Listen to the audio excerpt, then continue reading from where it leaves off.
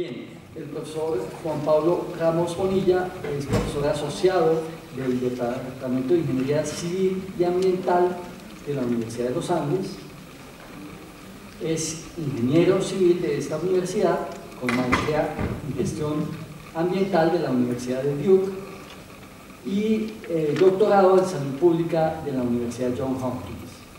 Ha trabajado en los últimos años en los riesgos ocupacionales resultantes del uso del asbesto en el país y parte de su trabajo es el que nos va a compartir.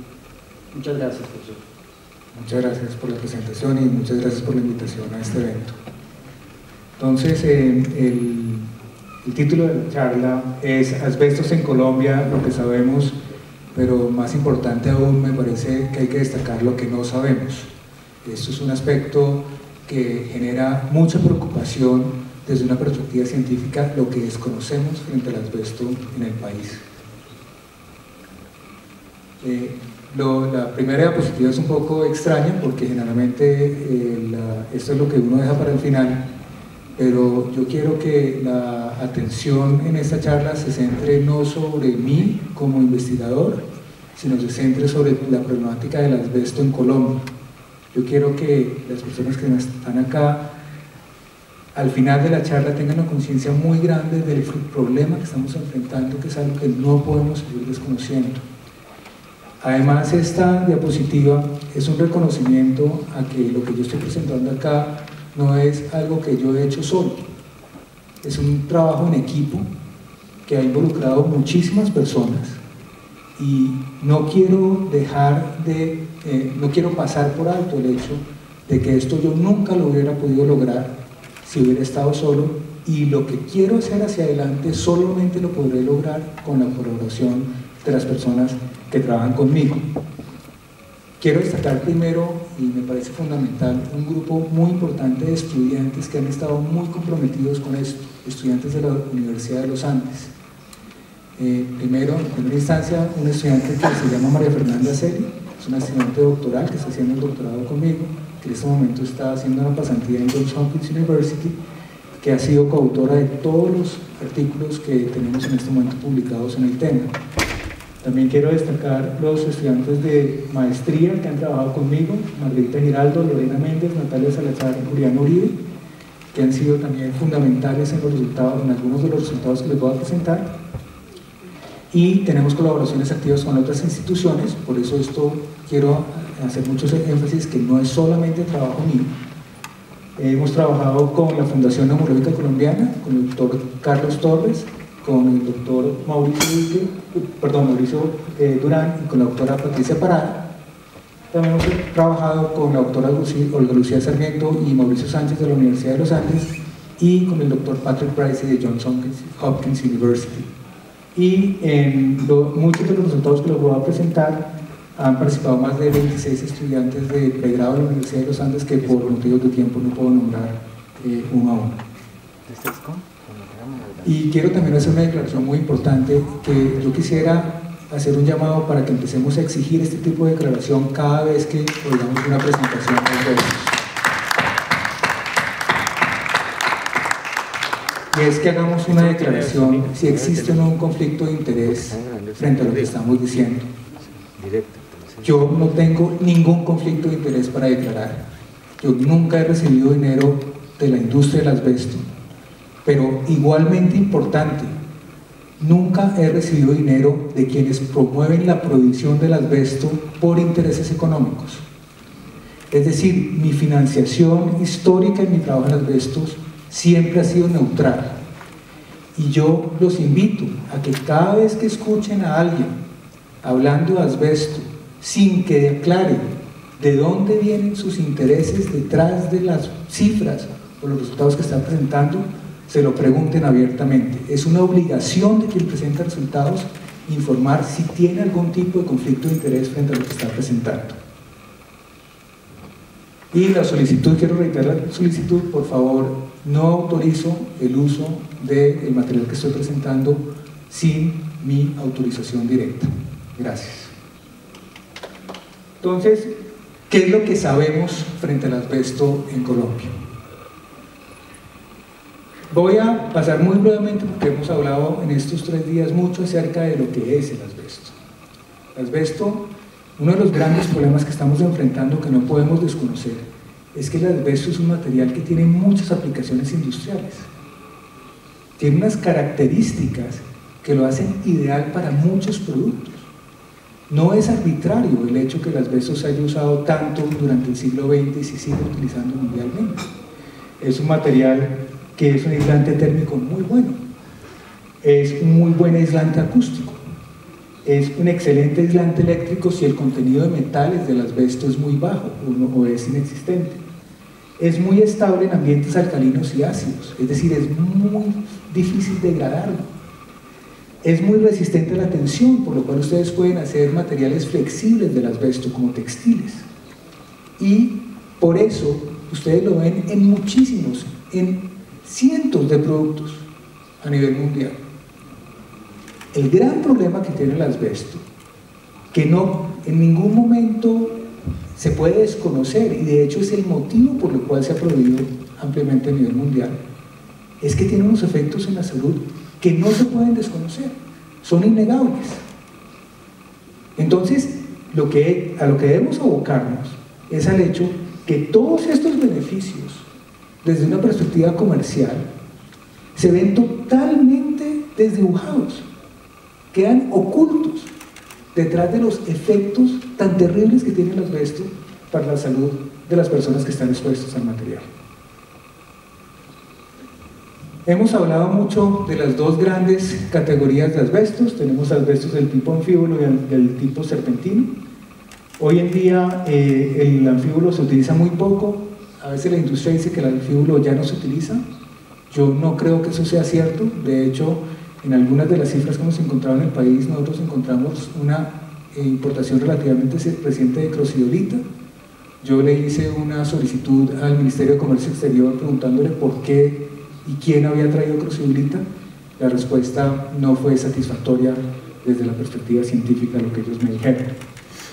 En teoría, en Colombia solamente se utiliza el asbesto de tipo crisotilo. En las muestras que yo he tomado de productos que contienen asbesto, he ratificado esto. Solamente en una ocasión encontré una muestra que tenía unas trazas de tremolita.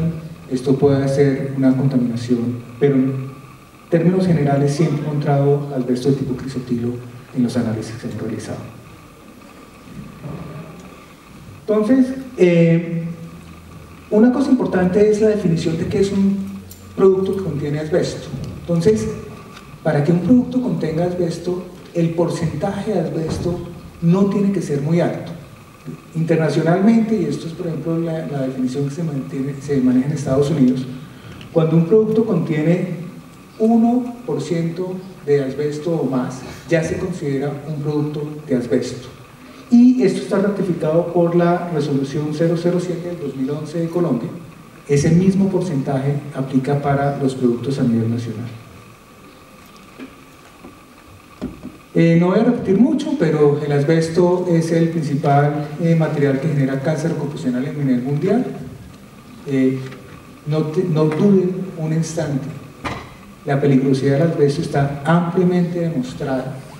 Es un material que a nivel ocupacional es el principal causante de cáncer en los trabajadores. Y si nosotros no hacemos algo en Colombia, el camino que está siguiendo el país es a que nos volvamos una estadística más dentro del problema global del asbesto. No duden al respecto. Antes de empezar a hablar del tema específico sobre los estudios que hemos realizado acá, quiero hacer un recuento sobre la legislación vigente actualmente en Colombia. Y esto es una coincidencia que para mí fue sorpresiva respecto a la charla anterior del doctor Eduardo. Lo que les voy a presentar encaja muy bien con todo lo que se estaba diciendo sobre la Comisión de Asbesto y la forma como fue creada estas normas. Todos nosotros tenemos, digamos, tres grandes eventos normativos en Colombia. Por un lado, Colombia en 1998, a través de la ley 436, ratifica el convenio 162 de la Organización Internacional del Trabajo sobre la utilización del asbesto en condiciones de seguridad. Este tratado marco inicial a mí me parece muy débil. La ratificación de Colombia a través de la ley de este tratado realmente no contribuye mucho a un proceso de sustitución del material en el país. Sin embargo, lo que es más sorpresivo es la resolución 007 del 2011. Es una resolución que sale del Ministerio de Salud y Protección Social, que literalmente dice: por la cual se adopta el reglamento de higiene y seguridad del crisotelo y otras cifras de uso similar. Voy a entrar muy en detalle en algunos aspectos de esta resolución que para mí son muy preocupantes. Finalmente, hace 2 semanas hubo algo que fueron unas noticias relativamente favorables frente a este tema. Fue el decreto 1477 del 2014 de 2 ministerios, del Ministerio de Trabajo y de Salud, por el cual se expide la tabla de enfermedades laborales, y dentro de esta tabla de enfermedades laborales se incluye en la parte A la asbestosis y el mesotelioma por exposición al asbesto, lo cual yo creo que es un avance importante empezar a reconocer estas 2 enfermedades como enfermedades laborales. Entonces veamos algunos aspectos de la resolución 007. Primero, y esto no voy a entrar en mucho detalle, pero en Colombia la legislación ocupacional es muy débil. La primera regulación ocupacional importante es la resolución 2400 de 1979, es bastante antigua, no hubo muchas actualizaciones sobre las normas, pero esa resolución tiene un parágrafo que es bien importante, y es que dice que todo lo que no esté regulado por la legislación colombiana en materia ocupacional se adopta lo que establece la Conferencia Gubernamental de Higienistas Industriales de los Estados Unidos, la CGIH. Entonces nosotros estamos adoptando unos valores límites de exposición que están establecidos por la CGIH. Entonces, en la resolución 007 para el asbesto, ellos adoptan los valores límites permisibles de la CGIH, pero dicen una cosa que me parece bastante complicada desde la perspectiva de riesgo. Voy a leer literalmente. Dice: el valor límite permisible se define como la concentración de una sustancia en el aire a la que la mayoría de los trabajadores puede estar expuestos repetidamente día tras día sin efecto adverso. Lo primero que hay que aclarar es que los estándares ocupacionales de la CGIH no dividen las concentraciones entre concentraciones seguras y concentraciones no seguras. Y este párrafo que yo traje acá, que lo dejo en inglés para que no haya ningún tipo de manipulación en la traducción, dice exactamente eso. O sea, la CGIH dice: los valores que nosotros recomendamos, si se están cumpliendo a nivel ocupacional, eso no quiere decir que los trabajadores no se vayan a enfermar. Y eso está ratificado por lo que hizo cuando la Agencia de Salud Ocupacional de los Estados Unidos, la OSHA, ha realizado diferentes análisis de riesgo sobre el asbesto y llegaron al estándar que tenemos aquí en Colombia, que es de 0.1 fibras por centímetro cúbico de exposición de los trabajadores para una ventana de tiempo de 8 horas. Ellos aclararon: ese número no es una concentración que uno pueda considerar que por debajo de esa concentración la exposición es segura. Y ellos dicen claramente, de acuerdo con el análisis de riesgo en el cual se basó este número, este valor de concentración, el riesgo de desarrollar cáncer en una exposición de toda la vida, esta concentración es de 3.4 trabajadores por cada 1000 trabajadores expuestos. Y para una exposición de 20 años a esta concentración es de 2.3 trabajadores por cada 1000 trabajadores expuestos. Es decir, para los trabajadores que hoy en día están trabajando en la industria del asbesto, así estén cumpliendo el estándar, tienen un riesgo de desarrollar cáncer, y eso está reconocido en los análisis de riesgo con los cuales se llegó a ese valor que está utilizando la legislación colombiana. Una de las dificultades detrás de todo lo que se analiza en asbesto, yo soy analista de riesgo, es una de las áreas de trabajo que tengo, es que casi todos los estudios en los cuales se ha basado el análisis de riesgo de los asbestos es de los asbestos de tipo anfibios. porque en los momentos en que se han desarrollado estos análisis de riesgo, había muy pocos trabajadores expuestos exclusivamente a asbesto crisotilo dentro de los estudios en los cuales se basó este análisis de riesgo. Eso ha cambiado en los últimos 4 años y ha habido publicaciones recientes, especialmente las que vienen de China, de investigadores como el doctor Wang y el doctor Deng, donde han hecho investigaciones con trabajadores expuestos exclusivamente a crisotilo en minas, trabajadores expuestos exclusivamente a crisotilo en la industria textil, y han encontrado incidencia de cáncer de pulmón muy por encima de lo que se espera en la población en estos trabajadores, lo cual ratifica la peligrosidad del crisotilo, lo cual no podemos tratar de hacer una diferencia en la peligrosidad del crisotilo frente a otros tipos de asbesto, que es uno de los argumentos que la industria utiliza con frecuencia. Voy a empezar a mostrarles algunas cosas sacadas textualmente de la legislación colombiana frente al tema de asbestos que para mí son de muy alta preocupación.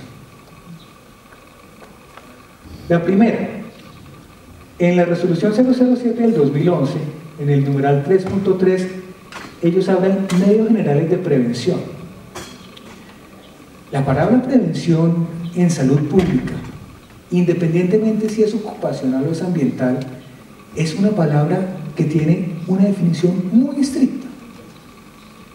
Prevención es evitar, corregir el problema en la fuente. Es evitar que las personas se expongan corrigiendo el problema en la fuente. Un ejemplo clásico de la prevención es la sustitución de un material. Pero aquí en la resolución la palabra prevención la utilizan de una manera muy ligera. Entonces, miren lo que dice, métodos de prevención. Entonces, cuando uno lee eso, yo esperaría la sustitución es el método de prevención más efectivo, que es lo que dicen las agencias internacionales que recomiendan la Organización Mundial de la Salud, la Organización Internacional del Trabajo, etc. Pero aquí en lugar dice, las medidas técnicas de prevención deben comprender la manipulación mecánica, la ventilación y la modificación del proceso industrial para eliminar, contener o recoger las emisiones del polvo de crisotilo mediante procedimientos tales como, y empiezan a enumerar algunas cosas que les voy a mostrar en un momento. Eso no es prevenir. Recoger el polvo y evitar que el polvo llegue al receptor, que es el trabajador, es un control en el medio de transmisión, no en la fuente directamente, que es la esencia de la prevención. Es decir, aquí hay un lenguaje que se está utilizando, que es un lenguaje que puede inducir al error de la persona que está leyendo la regulación. Esta no es una medida preventiva. Y lo que más me preocupa, que es una pregunta que voy a repetir de manera reiterada en las próximas diapositivas, es si la legislación colombiana está permitiendo entonces la manipulación de productos que contienen asbestos. Si la legislación colombiana terminó legalizando la manipulación. En el numeral 3.3, en el diseño e instalación de productos que contienen asbesto, dice: los productos terminados, y resalto terminados porque las investigaciones que hemos hecho aquí en la universidad, que les voy a mostrar más adelante, está enfocado a productos terminados, que contengan crisotilo, y después dice, deben en lo posible, se lo resalto en rojo, esto es textual de la legislación, deben en lo posible ser diseñados, prefabricados y embalados en fábrica para que quien los instale. Se deben utilizar herramientas manuales, herramientas mecánicas de baja velocidad que produzcan polvo grueso o viruta en lugar de máquinas de alta velocidad que cortan por abrasión. Es decir, nuevamente la legislación colombiana parecería estar permitiendo la manipulación en obra de productos que contienen asbestos, los cuales tienen un riesgo de exposición de los trabajadores altísimo. Y nuevamente empieza para los materiales de fricción de talleres, que es las investigaciones que hemos trabajado nosotros en los últimos años.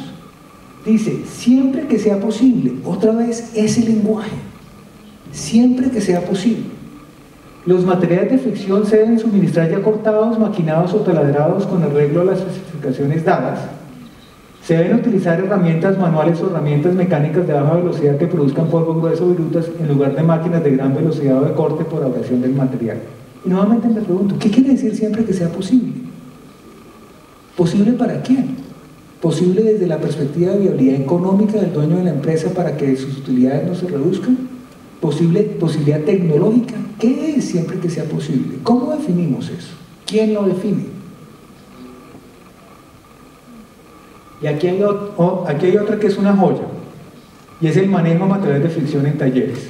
Dice, las máquinas fijas o los puestos de trabajo fijos deben tener instalados sistemas de ventilación local por aspiración. En caso contrario, deben contar con una adecuada ventilación natural y ubicarse cerca de una ventana que permita la circulación del aire. ¿Qué implicaciones tiene esto desde la perspectiva regulatoria frente a la exposición de terceros? ¿Qué tal que yo esté pasando al lado de esa ventana donde están haciendo una manipulación del producto? Legalmente, la legislación colombiana está permitiendo eso desde una perspectiva legal.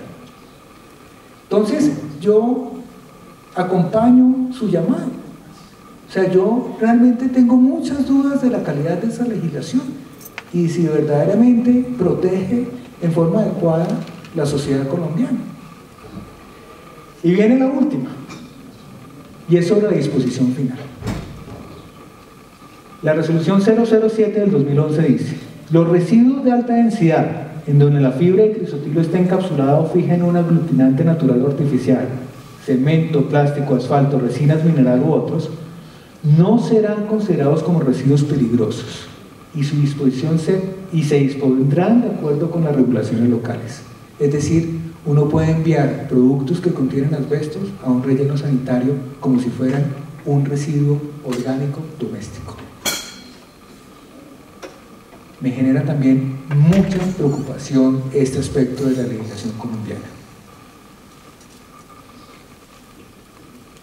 Bueno, hablamos de asbesto y el cáncer, ya ustedes han oído mucho de esto, yo quiero simplemente enfatizar un par de asuntos con la terminología oficial de la Agencia Internacional de Investigación en Cáncer. Entonces, en las monografías de la Agencia Internacional de Investigación en Cáncer, el volumen CIANC, elaborado en el 2009 y publicado en el año 2012, yo hice una traducción textual tratando de ser lo más fiel a la terminología científica que hay detrás de estas párrafos. Primero, existe evidencia suficiente en humanos, y evidencia suficiente es un lenguaje muy específico desde la perspectiva de la cancerogenicidad de un producto. Eso quiere decir que el producto causa cáncer en humanos. Y ellos lo que están diciendo acá es que hay evidencia suficiente de la cancerogenicidad de todas las formas de asbesto, y ustedes ven que empieza con el asbesto crisotilo, que es el que dice que es seguro. ¿Qué tipo de cáncer causa el asbesto crisotilo? Causa mesotelioma, que como ya se ha explicado previamente es un cáncer que se desarrolla en la pleura de los pulmones, en el recubrimiento de los pulmones, y causa cáncer de pulmón, cáncer de laringe y cáncer de ovario. Son relaciones causales. Por eso todos los tipos de asbesto, crisotilo, crocidolita, mosita, tremolita, actinolita y antofilita, sin distinguir el asbesto crisotilo de los otros tipos de asbesto, está clasificado como cancerígenos en humanos del grupo 1, es decir, estos agentes causan cáncer en humanos. Pero hay otra cosa que es bien interesante, y es sobre los tipos de asbesto que existe evidencia, pero no es todavía lo suficientemente contundente para decir que es una relación causa-efecto, pero que se ha encontrado la asociación con otros tipos de cáncer en humanos. Entonces, esas mismas monografías dicen que existe evidencia limitada en humanos para que todas las formas de asbesto, nuevamente crisotilo, crocidolita, mosita, tremolita, actinolita y antofilita, causan cáncer de faringe, cáncer de estómago y cáncer de colon y recto.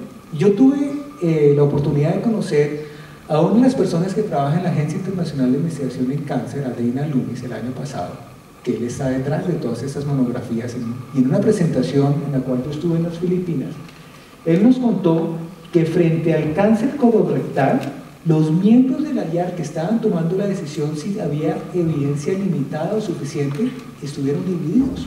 Había miembros de este grupo de la IARC que decían, allá hay evidencia suficiente para decir que todos los tipos de asbesto causan cáncer colorectal. Y es algo que a lo mejor va a cambiar muy pronto. Entonces ahora ya empezamos a centrarnos en asbestos en Colombia. Yo espero que esta información sea información nueva que ayude a aportar al entendimiento de este problema. Entonces, una de las primeras cosas, y por eso al principio el nombre de la charla es lo que sabemos y lo que no sabemos, es la dificultad tan grande de entender la dimensión del problema del asbesto en un país. O sea, yo no sé si ha sido intencional o no intencional, pero conseguir información de asbesto en Colombia es muy difícil. Para hacer un material tan peligroso, a mí me parece absurdo que la información no sea pública y de fácil acceso para cualquier colombiano. A nosotros nos ha costado un trabajo inmenso reconstruir las importaciones que existen de asbesto en Colombia. Finalmente, después de un esfuerzo muy grande, logramos encontrar un aplicativo web de la Organización Mundial del Comercio que se llama Tariff Analysis Online, y de ahí empezamos a tratar de reconstruir cuáles habían sido las importaciones de asbesto en Colombia entre el año 1996 y el año 2012, y aunque la tarea la hicimos con mucho rigor utilizando esta herramienta, no estamos seguros si estas cifras son del 100% confiables. Pero ustedes ven que en la importación hay muchas variaciones en los volúmenes de asbesto que están trayendo al país. Finalmente, para el año 2012 lo que vimos es que se trajeron un poco más de 25.000 toneladas de asbesto a Colombia. Después nos metimos a mirar de dónde venía ese asbesto. Y estábamos mirando asbesto como asbesto mineral, es decir, el que se extrae de una mina y se importa a un país para que sea transformado en plantas industriales. Entonces, la línea roja que ustedes ven acá es Canadá, que durante muchos años fue el principal proveedor de asbesto mineral a Colombia. Pero después empieza a haber un segundo actor que cobra mucha importancia, que es Brasil, que ayer Fernanda nos contaba cómo Brasil explota y exporta asbesto a otros países, y aquí lo vemos. Uno de los países a los cuales Brasil exporta asbestos es Colombia, de acuerdo con esta base de datos, y un tercer país de repente toma una importancia muy grande en el año 2012 y es Rusia. Y eso en parte puede deberse al hecho que las importaciones de Canadá parece que se suspendieron en 2011, de acuerdo con lo que dice esta base de datos. Entonces, aquí hay un diagrama muy simplificado. O sea, esto es lo más simple que puedo hacerlo, pero este diagrama es mucho más complejo, pero por cuestiones de tiempo no puedo elaborar mucho más en esto. En Colombia tenemos dos fuentes fundamentales de asbesto. Por un lado tenemos explotaciones mineras, tenemos una mina que, como se dijo, fue recientemente abierta, porque había estado cerrada durante varios años, fue recientemente abierta. Eso quiere decir, cuando se abre una mina, eso quiere decir que hay un mercado para la mina. O sea, un inversionista no es tonto, un inversionista no invierte en algo a la pérdida. Alguien invierte en una mina es porque alguien va a comprar el asbesto que se está explotando en la mina. Entonces esa es una de las fuentes de asbesto que hay en Colombia, la mina, y el otro es el asbesto importado. Entonces, la primera pregunta es, ¿cómo son las condiciones de la mina? ¿La gente del pueblo que vive al lado de la mina está siendo expuesto o no está siendo expuesta? ¿Los trabajadores que explotan el asbesto están siendo expuestos o no están siendo expuestos? Si hay un uso seguro, como afirma la industria en la mina. Lo mismo ocurre con la importación. Eso tiene que venir en un buque, en contenedores. Alguien tiene que descargarlo, alguien tiene que mover ese material tiene que ser pasado a un camión para que sea transportado. Aquí no hay un sistema de ferrocarril para eso, seguramente está en camiones, pero nuevamente si alguien me pregunta, ¿usted está seguro que eso se mueve en camiones? No tengo ni idea, porque nadie públicamente dice cómo es este mercado del asbesto acá. Nadie públicamente dice, mire, nosotros lo hacemos de manera segura, esta es la forma como lo transportamos, esta es la forma como lo explotamos. Nadie muestra evidencia sobre esto. Después de que es transportado, llega a una planta de producción donde se transforma eso en un producto terminado. Ese producto terminado pasa luego a veces a un intermediario que tiene que transformar ese producto para poderlo utilizar, o a veces pasa directamente a alguien del público en general. Parte de esa producción, de acuerdo con esta base de datos, es exportada, es decir, Colombia, de acuerdo con lo que dice esta base de datos de la Organización Mundial del Comercio, es también un exportador de productos terminados que contienen asbestos. Y después de que pasa por el intermediario de la sociedad, hay una disposición final que, de acuerdo con la resolución 007, si es un material de asbesto que es encapsulado, que de acuerdo con lo que dice la industria, todo el material que se produce en el país es encapsulado, eso quiere decir que todo el asbesto que se está produciendo en Colombia, después de que termina su vida útil, termina en un relleno sanitario como terminan los residuos de un hogar. Entonces, aquí se habla mucho, o sea, viene la gente y dice, no, aquí hay un uso seguro, aquí no pasa nada, otros dicen, el asbesto es muy peligroso, el asbesto es muy peligroso. Yo soy científico, entonces para poder saber las cosas, pues yo me baso en lo que publican los científicos. Entonces yo hago de manera frecuente, no digo todos los días, pero sí semanalmente, una búsqueda de qué se ha publicado el asbesto en Colombia. Entonces esta es la búsqueda que hice ayer, lo hice en 4 buscadores, todos los buscadores me arrojaron los mismos resultados. Entonces busco qué hay de asbestos en Colombia y encuentro 3 artículos. De esos 3 artículos, uno no es de asbestos, nombran fibras y me vino que por eso es que el buscador lo trae como si fuera una publicación de asbesto, y hay otras 2 publicaciones relacionadas con asbesto en Colombia, y esas 2 publicaciones son las que hemos hecho todo el equipo que les mostré en la primera diapositiva. Es decir, fuera de las publicaciones que nosotros hemos realizado en la Universidad de los Andes sobre la problemática de asbestos en el país, no hay ninguna información de tipo científico sobre los riesgos asociados con el asbesto. Entonces, esto tiene además una connotación que lo habrá aún más. En Colombia se ha utilizado asbesto por décadas, y no fue hasta la primera publicación que tenemos nosotros en el año 2012 que se empieza a hablar en la comunidad científica colombiana acerca del asbesto desde una perspectiva de artículos publicados en revistas científicas indexadas. ¿Por qué esto es importante? Que fue algo que la doctora de Castro habló en la primera exposición del día de hoy. Porque el hecho que esto esté publicado acá quiere decir que el trabajo que yo hice pasó por lo que se conoce como revisión de pares. Es decir, mi artículo, cuando yo lo envié a la revista, el editor de la revista se lo envió a lo que ellos consideran son expertos en el tema de asbesto a nivel mundial. Es decir, son científicos que saben la problemática del asbesto y tienen un conocimiento por entrenamiento y experiencia frente al tema de asbestos, y ellos revisan eso, hacen comentarios y sacan una recomendación para la revista de publicarlo o no. Es decir, yo he pasado, esto que yo les voy a mostrar hoy, ha pasado por un proceso de verificación por pares científicos. Cuando alguien les habla en el futuro de cifras o de investigaciones en asbesto, lo mínimo que podemos exigir es que haya pasado por la verificación de pares. Si la industria nos muestra cifras colombianas, debemos exigir que haya pasado por verificación de pares y que esté publicado en revistas prestigiosas. Si no ha pasado por revisión de pares, y esto es una cuestión muy personal, yo no le creo a las cifras.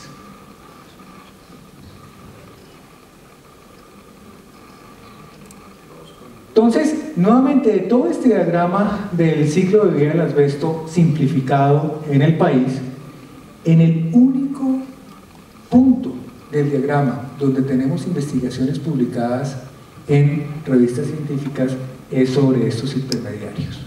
No tenemos nada sobre las minas, no tenemos nada sobre el manejo en puertos, no tenemos nada sobre el transporte, no tenemos nada sobre la producción, no tenemos nada acerca del asbesto que se exporta, no tenemos nada acerca del uso por la sociedad y no tenemos nada sobre la disposición final. A pesar de eso, se afirma de manera categórica, incluso en medios de comunicación, que en Colombia se hace un uso seguro del asbesto. ¿Cómo podemos sustentar el uso seguro si no hay investigaciones al respecto? No hay nada que sustente la afirmación que hace la industria. Entonces, los únicos estudios que hay son para productos de fricción, en frenos y productos de transmisión. Entonces, vamos a hablar ya de esos estudios. Entonces, el primer estudio fue publicado y es está enfocado a mecánicos de freno en vehículos de pasajeros. Esta es la primera página del artículo publicado. En esto los autores fueron María Fernanda Celia, estudiante doctoral de la Universidad de los Andes, Mauricio Sánchez, que es profesor de la Universidad de los Andes, Patrick Pricey, que es profesor de Johns Hopkins University, y yo. Y aquí está el abstract. Esto fue publicado en Annals of Occupational Hygiene en el año 2012. Estas son fotos de los talleres donde nosotros hicimos la investigación. Nosotros hicimos muestreos en 3 talleres de mecánica de frenos, talleres que tenían una alta operación, que atendían muchos vehículos, talleres que tenían una operación mediana y talleres que tenían una muy baja operación. Es decir, tratamos de cubrir el rango de diferentes niveles de operación de estos talleres. Ustedes ven aquí, este es uno de los depósitos de los talleres. Ustedes ven el asbesto, está simplemente puesto ahí. Aquí son bandas de freno. Las bandas grises más claras son las que contienen asbesto. Lo que es un poquito irónico es que junto a las bandas que contienen asbestos hay bandas que no contienen asbestos, que son bandas con materiales sustitutos de los asbestos. ¿Quieren oír algo más irónico? Las mismas empresas que producen las bandas que contienen asbestos producen bandas con materiales sustitutos de asbestos. Las mismas compañías. Estas son pastillas de freno. Aquí vemos una banda en proceso de preparación para alistarla, para instalarla en el vehículo. Y esos mismos talleres, esto también es una foto tomada en el taller, venden bandas que no contienen asbestos y que no requieren ningún tipo de manipulación. Es algo que hemos encontrado en muchos de los talleres que hemos visitado. Es decir, tecnológicamente las opciones están disponibles en el país. Entonces, en los talleres hemos encontrado 2 tipos de trabajadores, los mecánicos de frenos y los remachadores. Los mecánicos de frenos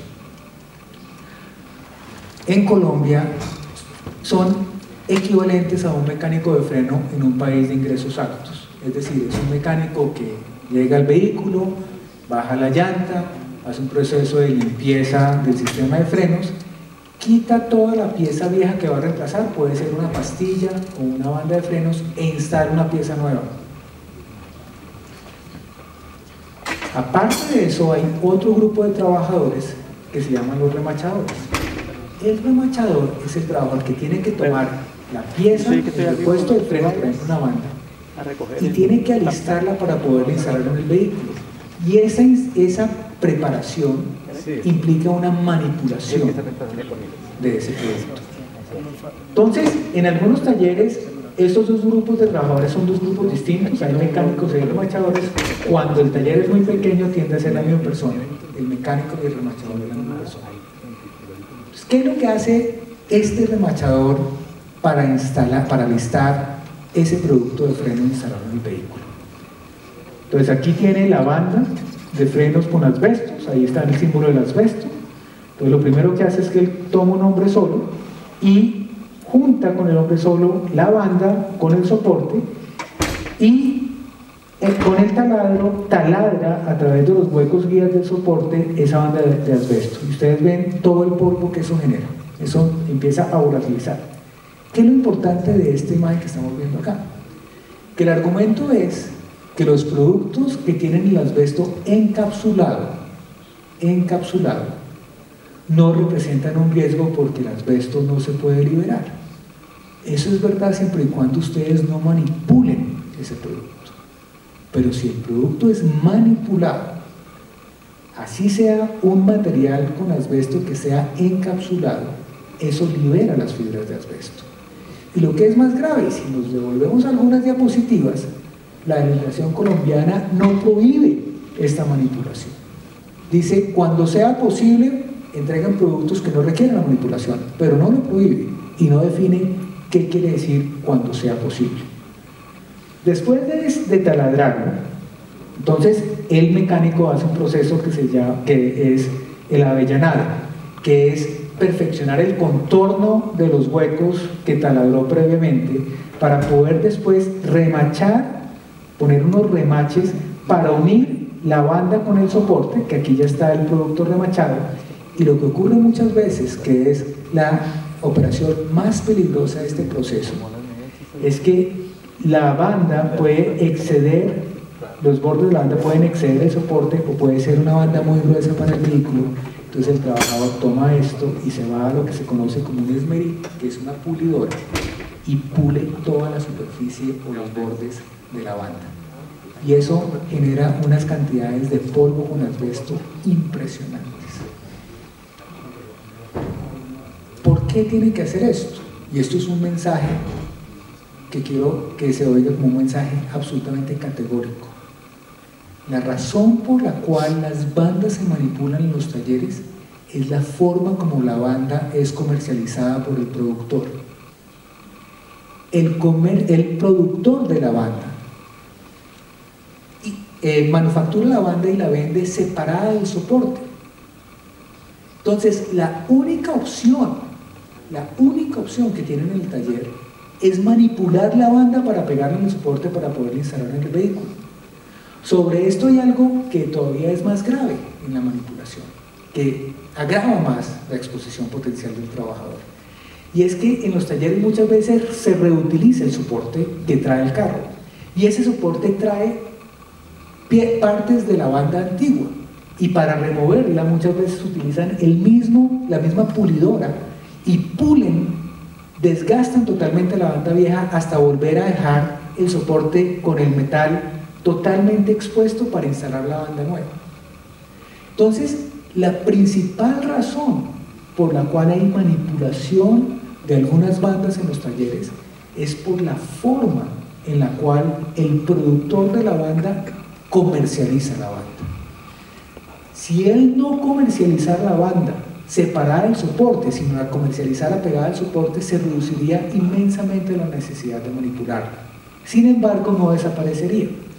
Y no desaparecería por una razón muy importante, porque la banda no siempre se ajusta de manera adecuada al carro y es posible que requiera pulirla.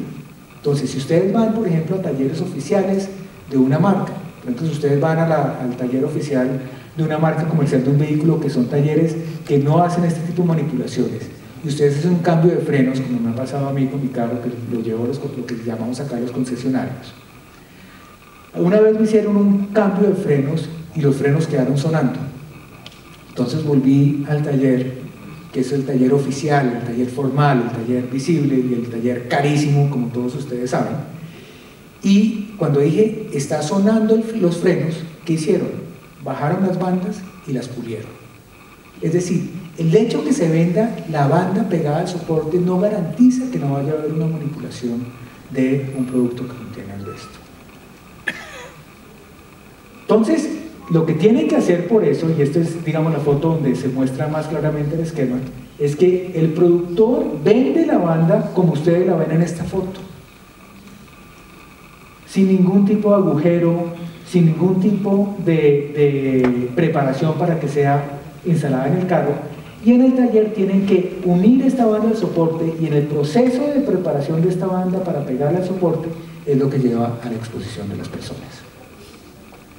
Estas son algunas fotos de los talleres. Esto es un mecánico, un remachador, ahí están los equipos que nosotros le instalamos para tomar las muestras en el estudio. No voy a entrar mucho en detalles técnicos para no aburrirlos, eso se puede leer si alguien está interesado en la parte técnica y científica de los estudios. Estos estudios están disponibles en las revistas.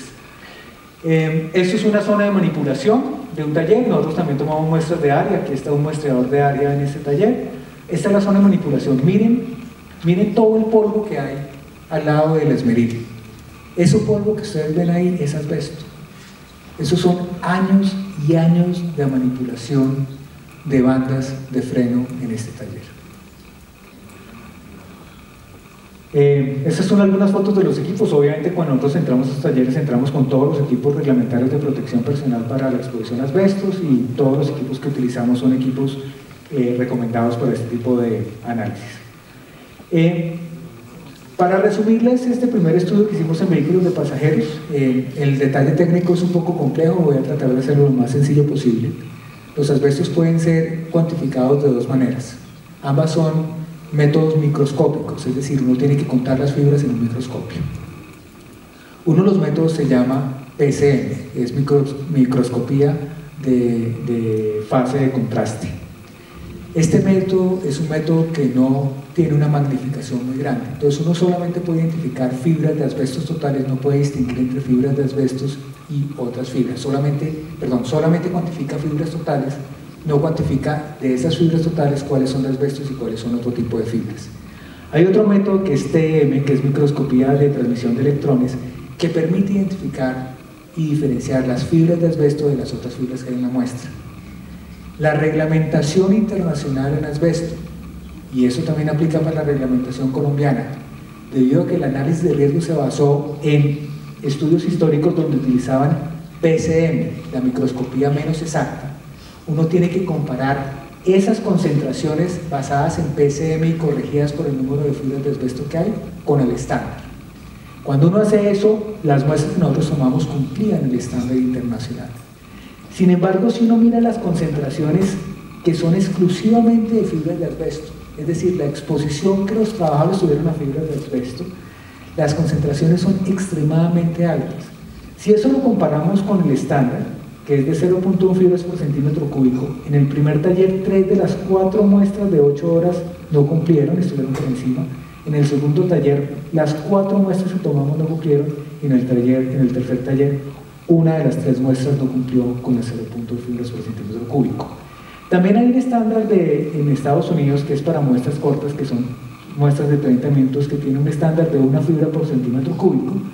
En el primer taller, una de 2 muestras no cumplió, en el segundo taller, las 9 muestras que tomamos de 30 minutos no cumplieron, y una de 3 muestras en el tercer taller no cumplió. Y tuvimos concentraciones muy altas. El estándar, nuevamente, 0.1 fibras por centímetro cúbico. Por TM nosotros tuvimos concentraciones que alcanzaron 3.449 fibras por centímetro cúbico. Para muestras personales cortas de 30 minutos, el estándar recomendado es 1 fibra por centímetro cúbico. Por TM nosotros encontramos concentraciones de hasta 8.8 fibras por centímetro cúbico en 30 minutos. El segundo artículo, el primer artículo que les acabo de hablar era de vehículos de flota liviana, vehículos de pasajero. El segundo estudio que hicimos fue en vehículos de flota pesada. Para este estudio añadimos un componente que es bastante interesante en la última tabla que les voy a mostrar de este estudio, que es el componente de salud respiratoria. Hicimos análisis de salud respiratoria en varios de los mecánicos.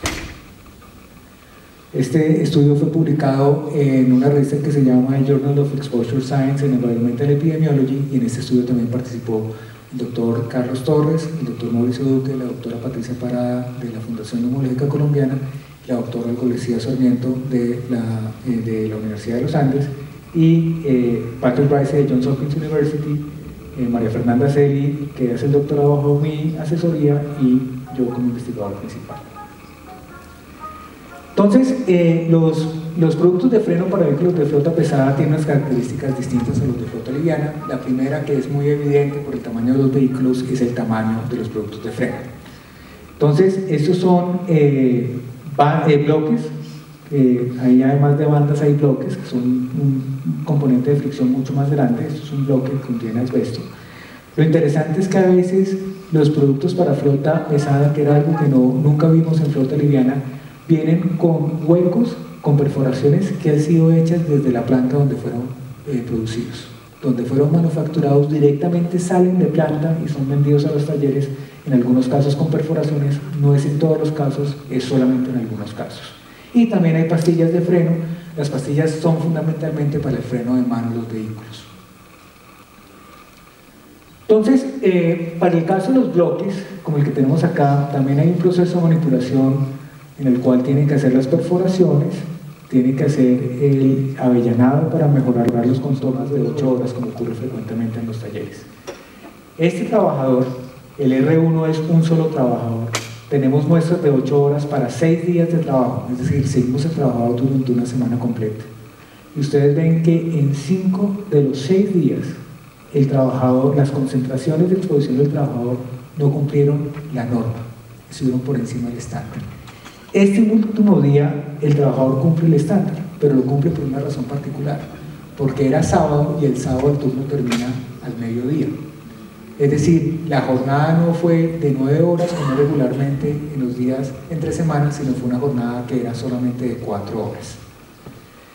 Los otros trabajadores todos tuvieron concentraciones que estaban por debajo del estándar, Pero es muy interesante mirar este cuarto trabajador. De los 5 días que lo muestreamos, tuvo 3 muestras que estuvieran por encima del 50% del estándar. La legislación colombiana, al igual que la legislación de los Estados Unidos, determina que cuando un trabajador está expuesto a concentraciones que cumplen con el estándar, pero están por encima del 50% del estándar, es lo que se conoce como un nivel de acción. La empresa tiene que intervenir para reducir esa exposición porque hay un riesgo potencial muy alto de que este trabajador esté expuesto a concentraciones por encima del estándar. De hecho, una de las concentraciones del trabajador fue de 0.084 fibras por centímetro cúbico, el estándar es 0.1 fibras, o sea, estuvo 84%, la magnitud de la concentración es 84% del estándar, muy cerca de incumplimiento normativo en uno de los días que lo muestreamos. Estos son los resultados de los análisis de salud respiratoria. Entonces, en estos talleres, nosotros en un taller analizamos la salud respiratoria de 6 trabajadores y en otros talleres analizamos la salud respiratoria de 4 trabajadores. En estos análisis de salud respiratoria nosotros no solamente analizamos cómo estaba la condición de los trabajadores que hacen remache de los productos de freno, sino también analizamos otros trabajadores, como las personas que trabajan en la bodega, el dueño del taller o secretarias. En ninguno de los trabajadores encontramos enfermedad asociada con los asbestos. Sin embargo, en 4 trabajadores encontramos una característica anatómica de la exposición a asbestos, que es lo que se conoce como placas pleurales. ¿Sí? Es un engrosamiento de la pleura, de la capa que recubre los pulmones. Es decir, en la anatomía del cuerpo, en el cuerpo del trabajador, en el pulmón del trabajador, estamos encontrando un marcador biológico de que ese trabajador ha sido expuesto a asbestos. ¿Qué es lo importante detrás de esto? Que si nosotros nos apegamos a lo que dice la industria del asbesto, y es que en los últimos 30 años en Colombia solo se utiliza asbesto crisotilo. Si miramos los años de trabajo que tienen los trabajadores en esta ocupación, solamente uno supera esos 30 años. Todos los otros han estado haciendo el trabajo por menos de 30 años. Es decir, si lo que dice la industria es verdad, esos trabajadores han sido expuestos exclusivamente a crisotilo. Y estamos encontrando un marcador biológico que es muy característico de la exposición a asbesto, y en este caso a asbesto crisotilo en los pulmones del trabajador. Hay una variable que puede generar una confusión en este resultado, y es que las personas que han sido expuestas al bacilo de la tuberculosa pueden tener placas y nódulos pleurales.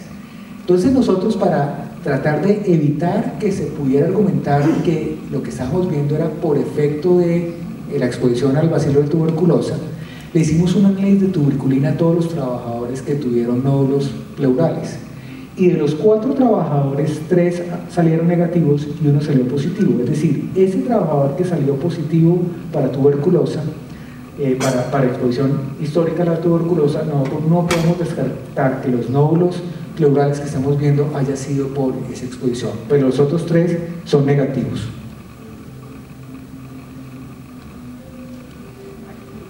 Si hay alternativas, sí. Estas fotos son en los talleres. Entonces, en los mismos talleres donde se hace toda esa manipulación de las bandas de freno, ustedes pueden encontrar bandas de freno que ya están pegadas a los soportes y además son bandas sin asbesto. Es decir, a veces los talleres están comercializando las dos cosas, y eso genera una pregunta gigantesca.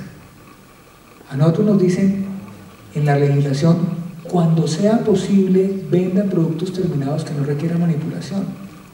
Es posible ya, aquí en Colombia, en esas condiciones de esos talleres alejados, perdidos en barrios en Bogotá, se venden esa posibilidad tecnológica para que no expone el trabajador, y son además sin asbesto.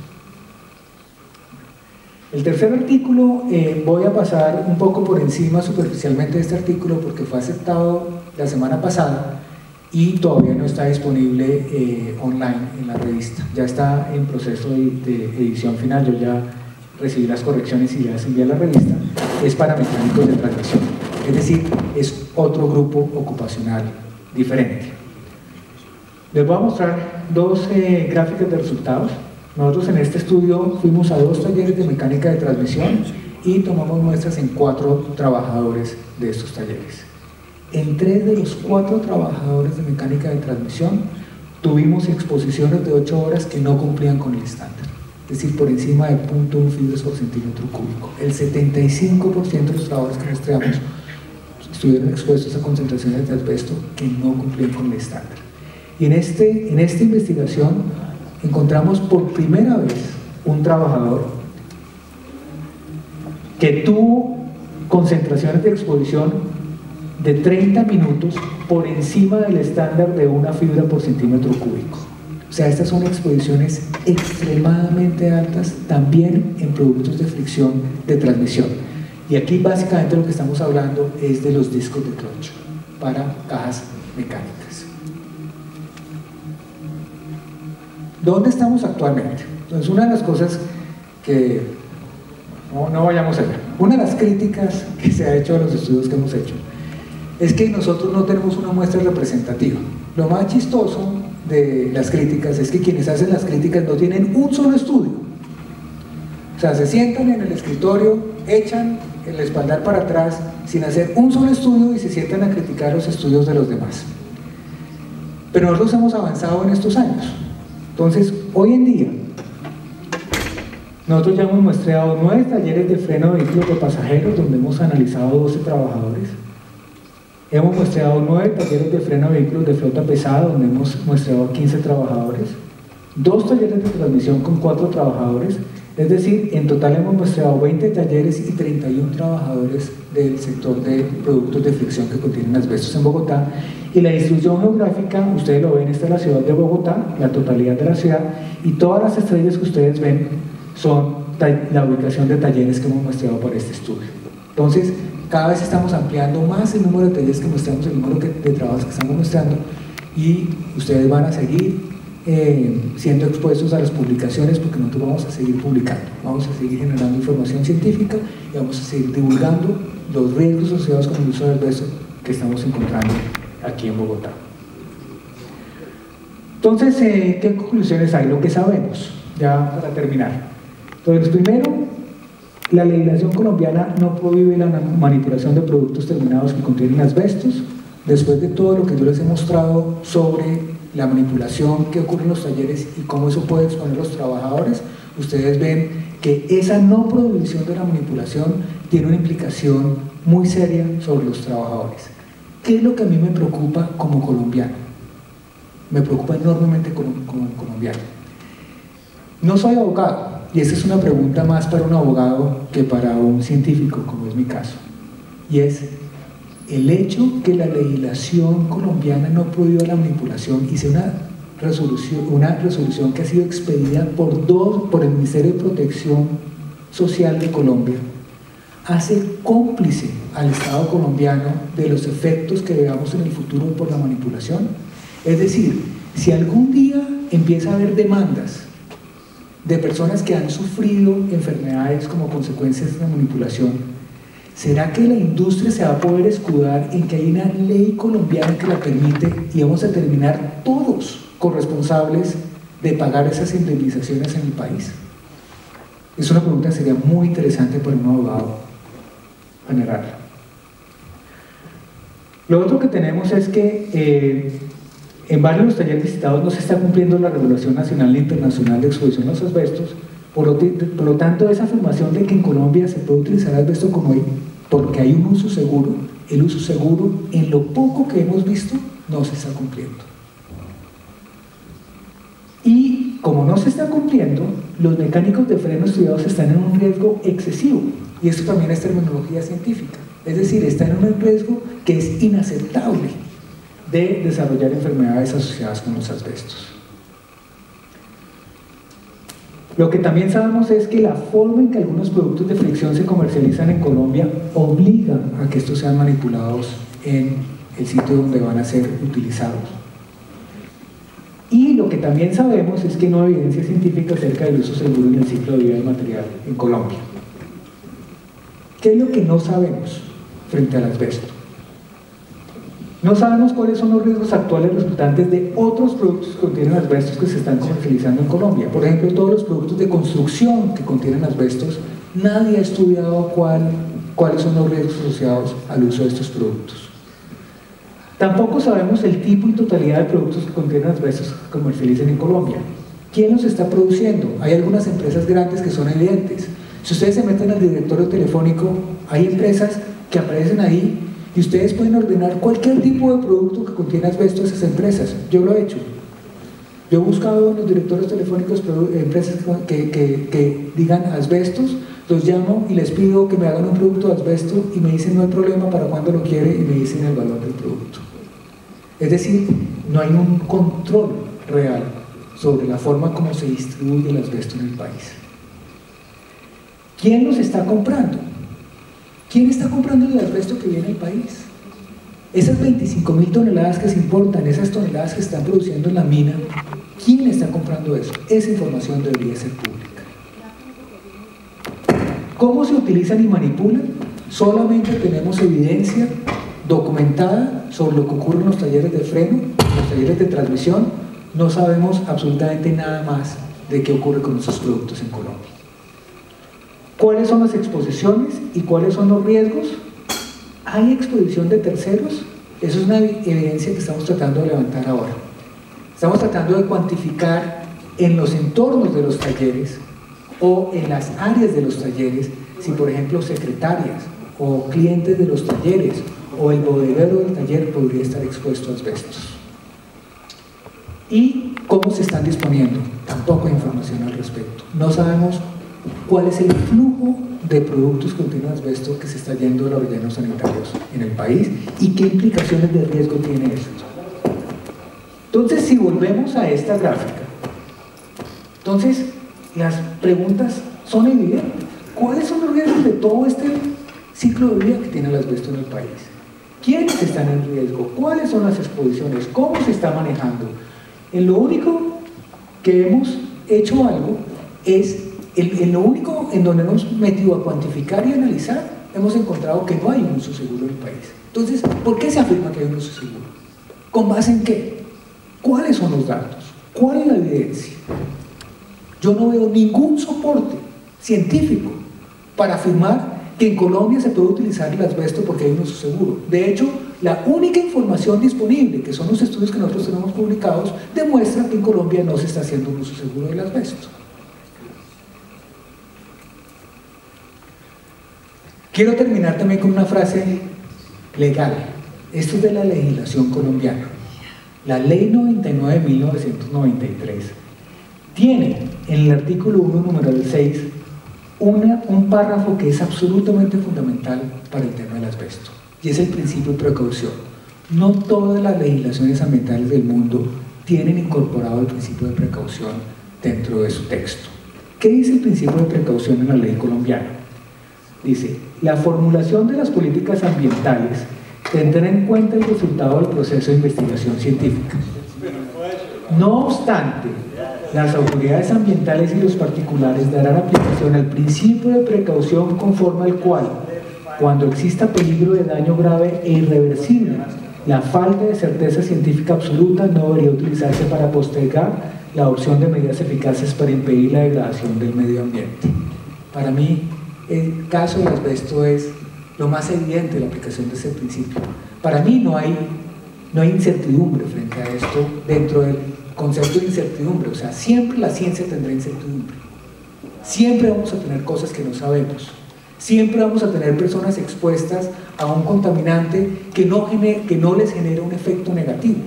Eso hace parte de la incertidumbre científica que tenemos. Pero frente al tema del asbesto, nosotros sabemos que el asbesto es un cancerígeno. Es un cancerígeno. Y si nos quieren decir que la evidencia no es lo suficientemente fuerte, pues aquí también tenemos el principio de precaución. El principio de precaución nos dice: así tengamos incertidumbre, podemos intervenir legalmente para detener un problema. Y hago énfasis en el uso correcto de la palabra prevención, que se utiliza incorrectamente en la resolución 007 del 2014. La prevención lo que busca es garantizar que las personas no sean expuestas Frente al tema de asbesto, la medida preventiva que está recomendada desde hace muchos años de manera enfática es que la sustitución es el mecanismo para prevenir la exposición a asbestos. Y aquí quiero hacer un último paréntesis. La sustitución no siempre es posible. Nosotros vivimos en un mundo lleno de agentes contaminantes y muchos de esos agentes contaminantes son insustituibles. La sociedad no puede operar sin esos agentes. Una de las características del asbesto es que el asbesto tiene sustitutos para todos sus usos. Es decir, para el caso específico del asbesto, la sustitución es una posibilidad técnica y económica. Y por eso el problema que estamos enfrentando el país es un problema que, desde mi perspectiva, no tiene sentido. No tiene sentido que tengamos una distribución tan amplia de productos que tienen asbestos sin ningún tipo de control sobre un material que es clasificado como cancerígeno. Gracias.